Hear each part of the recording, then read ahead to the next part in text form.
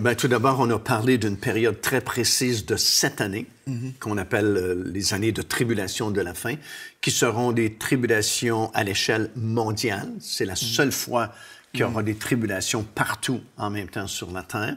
Et cette période-là va débuter dès l'instant où cette confirmation d'alliance aura lieu entre Israël et plusieurs pays autour de lui, par cet homme que la Bible appelle l'Antéchrist. Oui. Oui.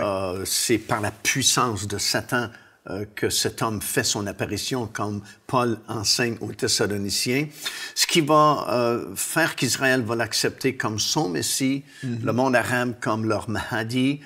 Pour le monde, ce sera un génie politique, mais pour l'Église, nous saurons que c'est cet homme-là prédit dans la parole du Seigneur qui s'appelle l'Antéchrist. L'enlèvement de ceux qui se seront préparés a lieu très peu de temps après la confirmation de cette alliance.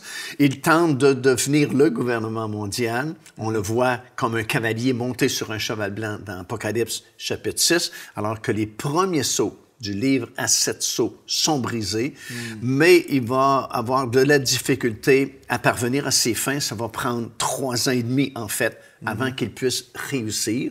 Finalement, lorsqu'il devient le gouvernement mondial, quelqu'un va l'assassiner par un coup d'épée, comme ça nous dit dans le livre de l'Apocalypse. Mais cet homme qui est mort va revenir à la vie, une espèce de résurrection, peu importe.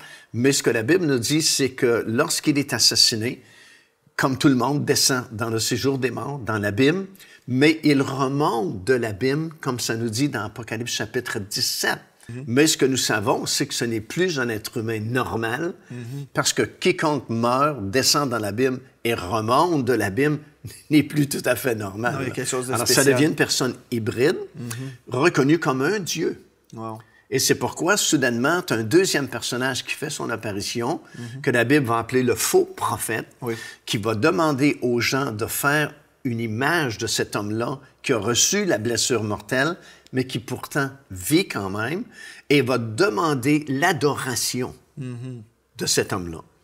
Et de façon exceptionnelle, il va pouvoir savoir qui ne l'adore pas et qui l'adore, puis il va prononcer un décret de mort sur tous ceux qui n'adoreront pas cette image-là. C'est ce que Daniel avait prophétisé autrefois, qu'il a appelé l'abomination de la désolation qui sera établie dans le lieu saint.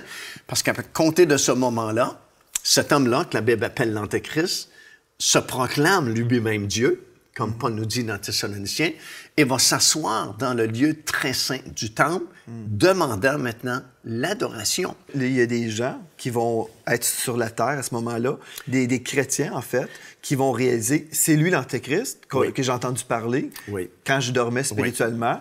Et là, finalement, j'ai mon réveil pendant la tribulation. Je réalise, c'est lui l'Antéchrist, et puis je refuse de suivre. Et c'est alors que les gens vont être décapités pour leur foi, n'est-ce pas? Oui, et même au tout début, avant ça, il y a des gens qui seront décapités parce que les vierges imprudentes qui auront manqué l'enlèvement, ben, on lit dans Matthieu 25 qu'ils vont faire le plein de cette huile qu'ils n'avaient pas et vont témoigner le nom du Seigneur Jésus. Et dans chapitre 6 déjà de l'Apocalypse, on voit que ces personnes-là seront décapitées à cause du témoignage qu'elles auront rendu au Seigneur Jésus.